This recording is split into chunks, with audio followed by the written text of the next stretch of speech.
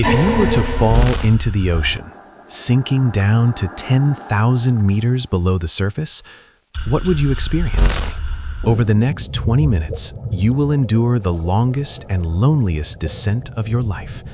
Our current coordinates are 11 degrees north latitude, 142 degrees east longitude. Beneath us lies Earth's scar, the Mariana Trench. Before we begin, I must confirm, do you suffer from thalassophobia or megalophobia? If so, it's not too late to back out, because once we dive, the laws of physics will not allow us to turn back until we reach the bottom, 11,000 meters down. All right, if you're still here, type GO in the chat as your boarding clearance. Countdown, 3, 2, 1. Engines on. We're descending. We are now at 40 meters deep. This is the limit of recreational scuba diving. Look, the water is still a bright, vivid blue. Sunlight pierces the surface, refracting into countless quivering threads of gold. Here, life is boisterous. Look at that school of tuna. They streak by like silver lightning. At 100 meters, notice the color change. Reds and oranges are gone. The longer wavelengths are the first to be absorbed by seawater. If you were bleeding right now, you'd see your blood is green. Strange, isn't it? Hold that thought. That's just physics' first little trick. 150 meters. You'll see massive shadows. Those are great white sharks. They rarely dive deeper. Hunting becomes too costly down there. Now, take one last look at that faint white glow above. That's the last comfort sunlight will give you. Because at 200 meters, we enter the twilight zone. Welcome to the laboratory of evolution. 400 meters. Light is now only 1% of what it is at the surface. No plants, no photosynthesis. Every meal here comes from the scraps raining down from above.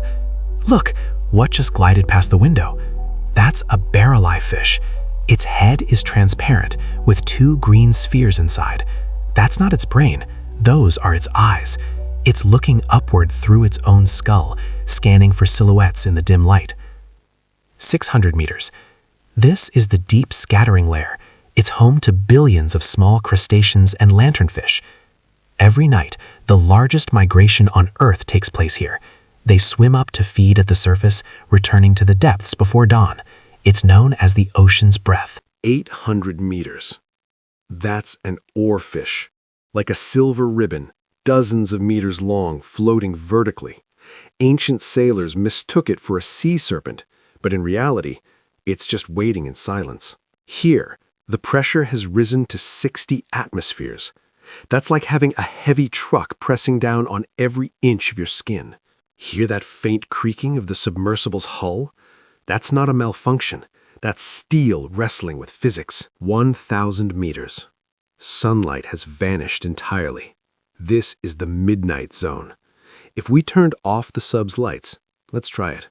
For full darkness for 5 seconds, only a low hum remains. See that? Faint flickers in the dark. Those are bioluminescent flashes. In absolute darkness, light is no longer a symbol of warmth, but a lure of death. 2,000 meters. We've encountered the ocean's most formidable hunter, the sperm whale. It's hard to imagine, but as a mammal, it holds its breath, diving 2 kilometers through freezing cold and crushing pressure. What is it searching for? Its mortal enemy, the giant squid. This is an epic war fought in darkness beneath us. Those massive circular scars on the whale's skin were made by the suckers on the giant squid's tentacles. 3,000 meters.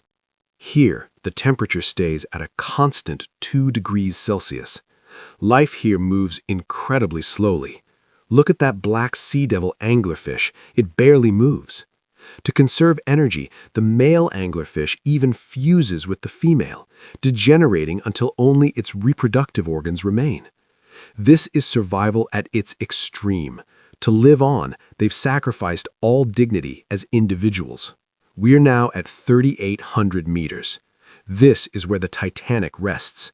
That ship, once humanity's proudest achievement, now looks like a piece of rotting wood.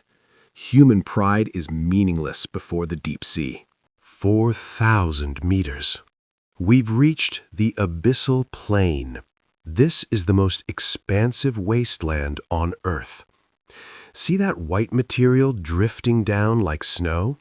That's called marine snow. It's the remains of fish, crabs, even whales from thousands of meters above. After weeks of drifting down, they finally settle here, becoming the only source of nourishment on this barren plain. Look, there's a tripod fish, standing on its 3 long fins like an astronaut, motionless against the current. It's waiting. Here, time loses meaning. Months, maybe even a year can pass without any food arriving. Can you imagine this kind of loneliness? 6,500 meters. We've gone deeper than the tallest building on Earth. Even if you placed Mount Everest upside down here, there'd still be a gap. This is the Hadal Zone. The water pressure has reached 1,000 atmospheres. If you opened the hatch right now, the jet of water rushing in would slice through your body like a laser. 10,000 meters. Look outside. Those white jelly-like creatures, those are snailfish. Under such immense pressure, their cell membranes are specially adapted to resist it. Here, calcium can barely form bones, so they remain soft. They are ballerinas of the abyss, dancing the lightest steps in the heaviest place on Earth.